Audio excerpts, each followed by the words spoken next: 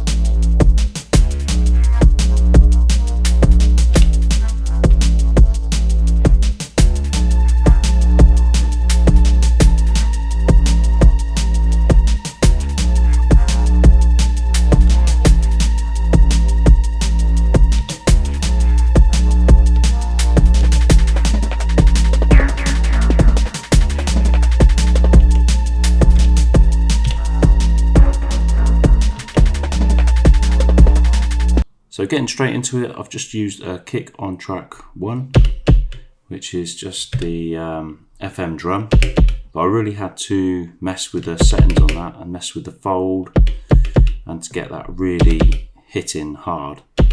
And if we look at the effects, there's just a little bit of chorus on there. I put the distortion right the way up. And yeah, it's just getting a really punchy kick for DnB style. Go on to track 2. I've got the first snare, which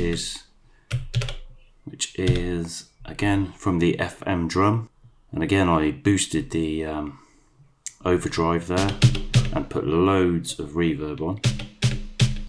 So track 3, I've got the hi-hats, and if you go into effects, you can see I've got a lot of reverb, chorus, and a little bit of delay on there to give it a shuffle.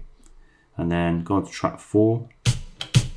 I've got the second snare so that it creates more of a shuffle, so when you layer those two together,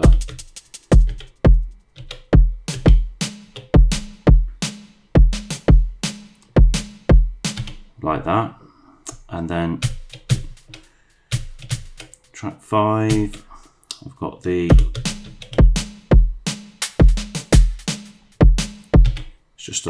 just one of the percussion hits there of the FM drum with some delay on. And then track 6, I've got a pad sound, and the pad sound I actually created myself using the Swarmer engine. I've increased the detune right the way up there using a sine wave and a saw wave. Got up 1 on the top oscillator and then 0 on the bottom one, and that goes through a filter with the resonance there. So and then the amplitude, I've got quite a long attack for the pad sound, and then long decay and release. And effects, I've got loads of reverb on that because obviously it's a pad, and loads of chorus. And moving on, I've got a bit of a Metalheadz style hit there on track number 7. So track number 8, I've got one of the FM presets, and I just dialed down the pitches on those to get a nice bassy sound there. Just by doing that. In fact, that sounds better actually. And then I went through the algorithms to select a good one.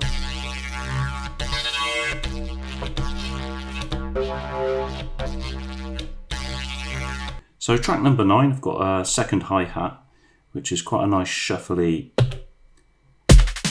hi-hat. And I did that by going into modulation, and I've got it on drum transient. So that's got a little bit of depth on, about 25%, and then I've got speed up to 48. And that's on the wave table oscillator, which is moving that. So yeah, that's basically it. I've just gone through and selected the drum and bass, really hard hitting sounds from the Digitone to get that Metalheadz style drum and bass sound.